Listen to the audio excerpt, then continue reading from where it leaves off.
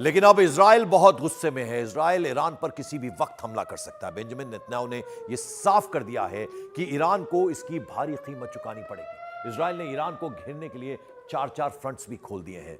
Report है कि Israel की सेना में सबसे ज्यादा नसरल्ला ब्रिगेड पर चर्चा हो रही है, जो ईरान के मोर्चे पर जाने के लिए पूरी तरह से तैयार है।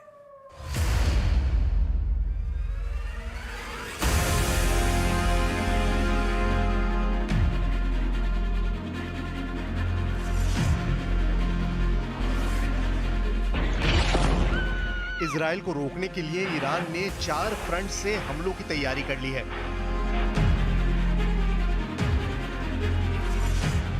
ईरान अब इजराइल को लेबनान में तीसरा बड़ा झटका देना चाहता है।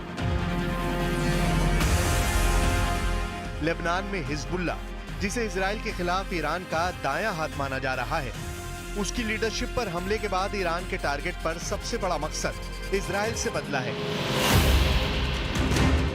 ऐसे में क्या 2 शॉक खाने के बाद इजराइल तीसरे झटके के लिए तैयार है? इससे पहले वर्ष 2000 में इजराइल की बड़ी हार मानी गई, जब इजराइल की सेना को 18 साल बाद दक्षिण लेबनान पर किया कब्जा छोड़ना पड़ा। 6 साल बाद 2006 में इजराइल की करारी हार हुई, जब 2006 के युद्ध में इजराइल सीज फायर करने पर मजबूर हो गया। क्या अब 18 साल बाद 2024 में इजराइल को तीसरा बड़ा झटका लगने जा रहा है, क्योंकि यही ईरान का सबसे बड़ा मकसद है। लेबनान में इजराइल का ग्राउंड ऑपरेशन नसरल्ला की जिंदगी खत्म होने के बाद फाइनल हुआ है।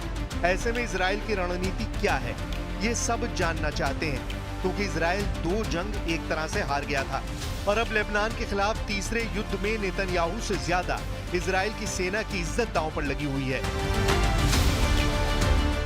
क्या इस बार लेबनान के खिलाफ ग्राउंड ऑपरेशन में इजराइल कुछ नया करने जा रहा है?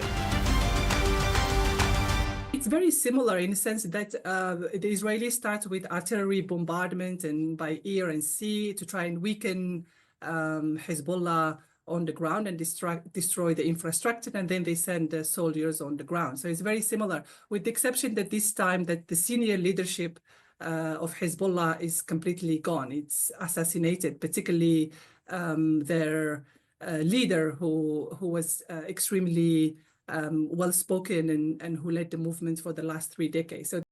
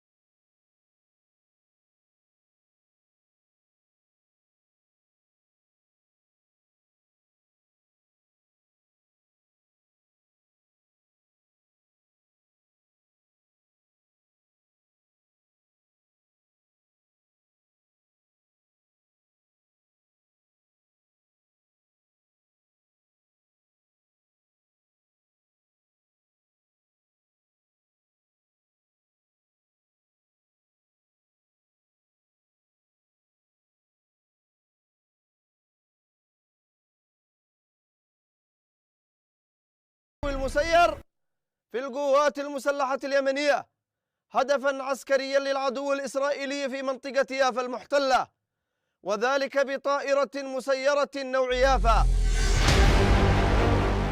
यमन के साथ ईरान है और इस वक्त पूरी दुनिया ईरान और इजराइल की डायरेक्ट टक्कर देख रही है। इजराइल के शहर टारगेट पर हैं। गजा में बमबारी के खिलाफ हिजबुल्ला और हूती दोनों ने अपना हथियार गोदाम बंद नहीं किया है।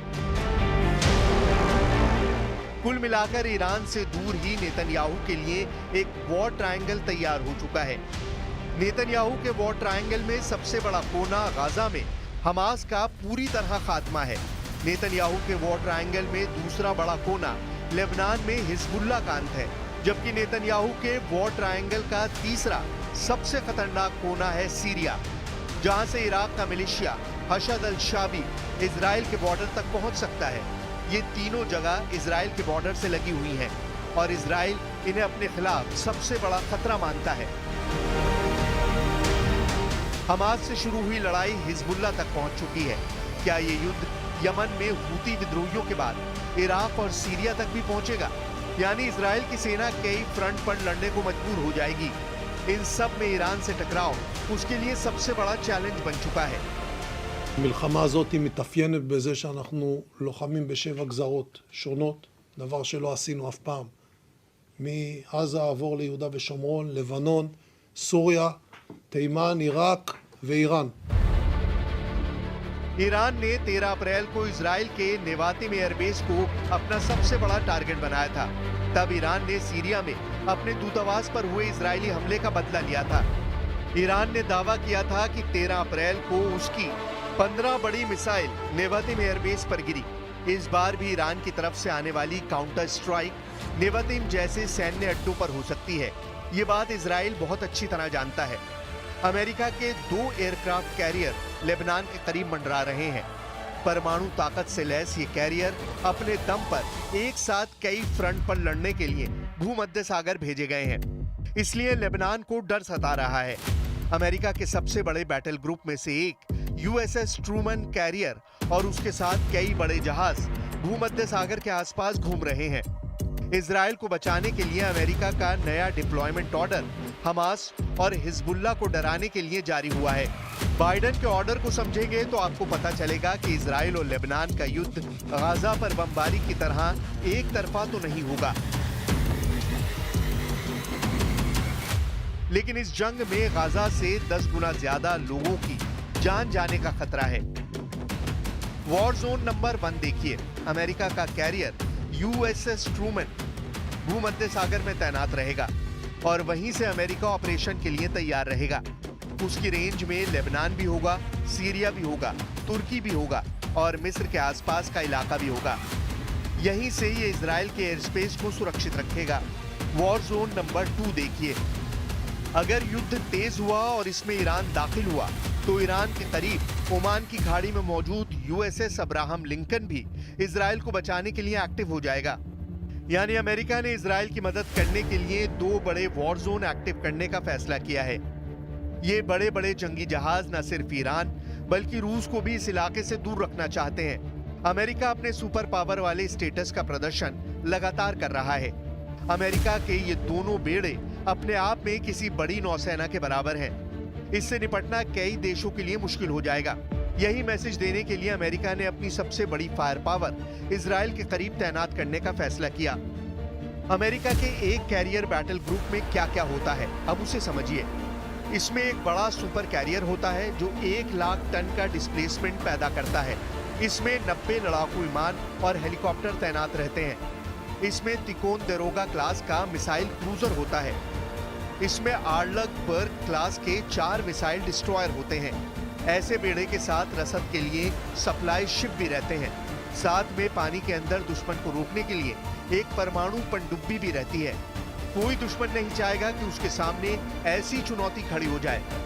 यही भरोसा अमेरिका अब इजराइल को दिलाना चाहता है कि हमास के साथ हिजबुल्लाह, हूती और ईरान को रोकने के लिए उसने समुद्र में पूरी ताकत झोंकने का फैसला किया है। यहाँ से वो सीरिया और इराक में भी ऑपरेशन चला सकता है। इस वक्त तो उसका फोकस लेबनान है, जहां लेबनान और इजराइल के बीच अघोषित युद्ध जारी है।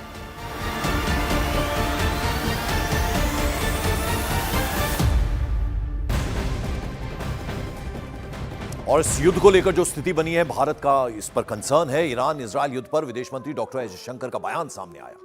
डॉक्टर जयशंकर ने कहा कि हम 7 अक्टूबर की घटना को आतंकवादी हमला मानते हैं और किसी भी देश को कोई प्रतिक्रिया देते वक्त अंतर्राष्ट्रीय मानवीय कानून को ध्यान में रखना चाहिए। We understand that Israel had a need to respond, but we also believe that any response by any country has to take into account international humanitarian law, that it must be careful about any damage or any implications for civilian populations, and that given what has happened in Gaza, it is important to have some kind of international humanitarian effort out there. And we are very much concerned at the possibility of a broadening of the conflict, not just what happened in Lebanon, but also, I referred earlier to the Houthis and the Red Sea. And, to some extent, anything that happens between Iran and Israel. और Iran की तरफ से मिसाइलों की बौछार के बाद Israel में सायरन बजने लगे। इसके बाद लोगों को शेल्टर होम में जाने के लिए कहा गया। तेल अवीव में बंकर में छिपे इजरायली और भारतीय जो कम्युनिटी के लोग हैं उनकी तस्वीरें भी सामने आई। ये बंकर के अंदर की तस्वीरें आपको दिखा रहे हैं।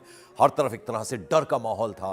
जबरदस्त तरीके से मिसाइलें एक के बाद एक 200 मिसाइलें दागी गई ईरान की तरफ से और फिर लोगों से कहा गया, सायरन बजने लगे, धुएं का गुबार, आग की लपटें, धमाकों की आवाज़ें सुनाई देने लगी। लोगों से कहा गया कि बंकर में शिफ्ट करें। ये तस्वीरें आप देख रहे हैं, इसमें इजराइल के लोग तो हैं ही, उसके अलावा इंडियन कम्युनिटी के भी लोग हैं, घबराए हुए, डरे हुए, सहमे हुए। ये तस्वीरें बंकर के अंदर छिपे, इनमें भारतीय लोग भी हैं। तस्वीरों में आप देख रहे हैं, एक भारतीय भी नजर आ रहे हैं। तो ये मंजर है उसके बाद का, हमलों के बाद। इस बीच बड़ी खबर, इजराइल पर हमले के बाद ईरान के सुप्रीम लीडर हैं आयतुल्ला खामेनेई, उनका बड़ा बयान सामने आया है। आयतुल्ला खामेनेई ने इजराइल पर हमले को सत्य की जीत बतला दिया है।